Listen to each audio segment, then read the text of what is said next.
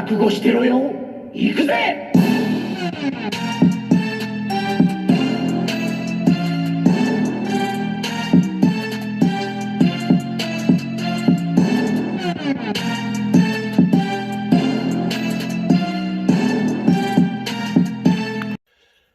All right, are you guys sick of me yet? If not, I appreciate you being here. So this is the Mcfarlane roundup review of a whole bunch of Mcfarlane figures, including the Builder figure. The reason I'm doing it this way is I want to finish these videos off so that way we can end the year. And we'll start with some of the Syndicate group. We have Owlman, comes with no accessories, very little paint, but he looks decent. Gosh, I gotta switch to light, different light. That does not look good. There we go. There's Owlman, very little accessories. Actually has none, but the cape and texture look really good on him. He is a nice, decent figure, but it's hard to focus on him. I got too many characters up there. Let's get rid of these guys, so that way the screen can focus a little bit better and we can see him clearly. There we go. Now it knows what to focus on. So yeah, he looks good. He's a little dusty because I've had him for a while. I just haven't had the desire to review him, but with the end of the year approaching and me wanting to do a top 10 Mcfarlane figures and the figures of the year, I needed to finish these out. So short but simple, Owlman, is he worth getting? Yes, if you like the Syndicate. No, if you don't. Okay. It's that simple. I would have gotten this guy anyway, even if it didn't come with a Build-A-Figure piece, just because I like how sinister Owlman is. So out of 10, without the paint apps on this guy, I'm going to give him a solid 7. So he's average. He's an average figure. Some might even say slightly below average with a 6, but I think the texture helps him out. That's Owlman. Let's get him out the way and get his other member. There we go. Power Ring. And I don't like this figure at all. Like, if it wasn't, I wish they would have had the Flash villain character instead of Power Ring. He's okay. This is not even the Power Ring that I liked. I think they're just trying to use a different body, like use John Stewart again. It's got some nice sculpt as always. Very little paint again. But for $20, you can't really crap too much, although this was $25. So Power Ring at least has his ring there. He will not be going in my shelf for my Green Lanterns just because he actually does not go to have a core. So I'll give him a solid 5. Okay, just 5. No higher than that. So that's Power Ring. Next, we'll go to movie Black Adam. He did not do very good at the box office, but this figure is actually pretty decent. Looks just like Dwayne "The Rock" Johnson.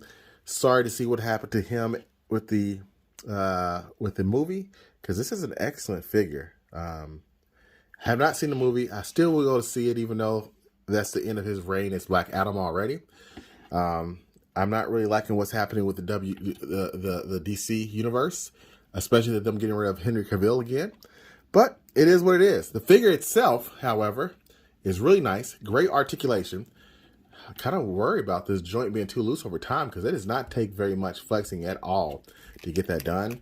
But he's got an impressive amount of wash on this, as well as paint that is just really, really, really nice. Now this figure, for as good as it is, I'm going to give this one a solid, let's go 9 out of 10. It really is one of my favorite figures this year for DC Multiverse. So good job, The Rock. Speaking of favorite figures of the year, here we go with Black Adam again. Now this time, this is the comic version. He's got a little bit too much bulk on with all this extra armor, but I still really do like it. It still screams Black Adam to me, and he has the correct ears and the correct face. I wish they would have had Rock with hair so he can really showcase Black Adam, but whatevs.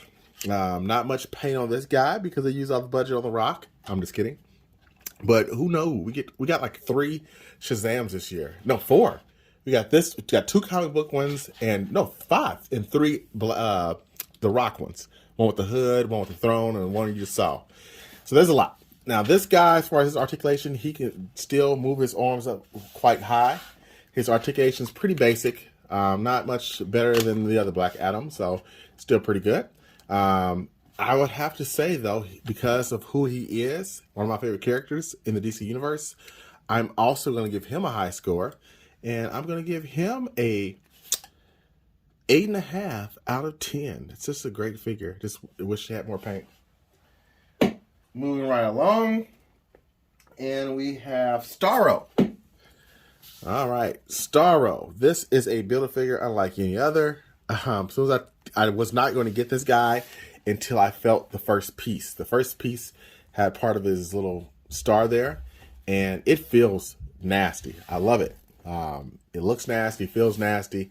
It is a great figure. I just wish some of the paint problems were not there. Like you can see all through here, you can see the different colorations, but I guess it makes it more unique.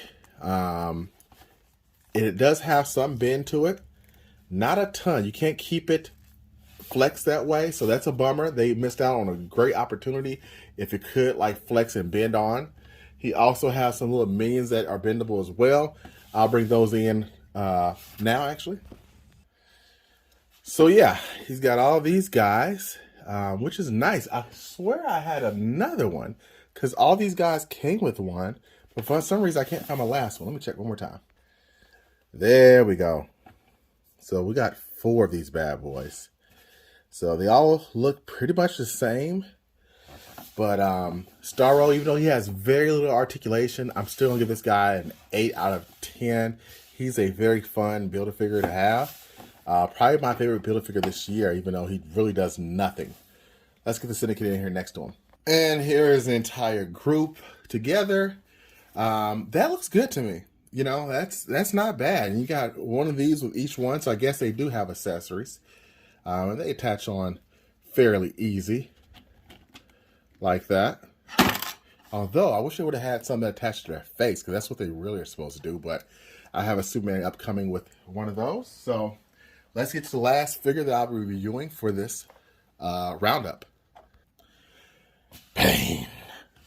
The last figure for this wave. Okay. The last figure for this wave is Bane.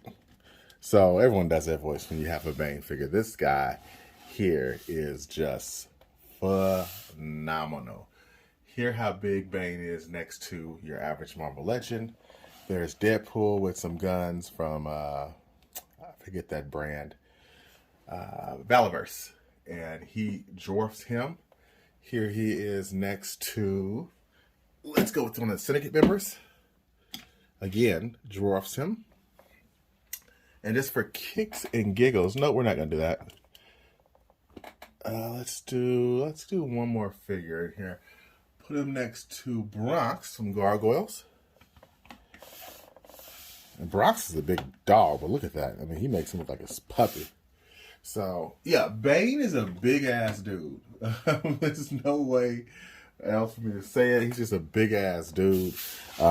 It looks like a statue. It could be a statue. It's that good. Look at that. He's got some nice range of motion. Looks intimidating. Like he can just break Batman's back. The only thing, because the paint is good on this figure, the articulation's pretty damn good. Look at that. Ugh.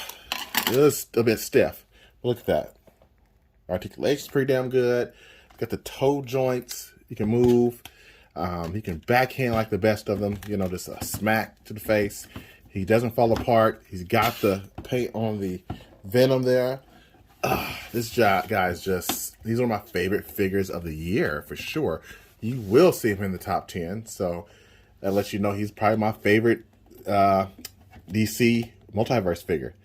He is a 10 out of, well, you know what? If he had fist, a pair of fists that you can take in and out, he'd be perfect. I would then give him a perfect 10. But without that, I'm going to give him a 9.8. He's missing 2 fists. Without those 2 fists, he'd be perfect. So, Bane knocked it right out of the park.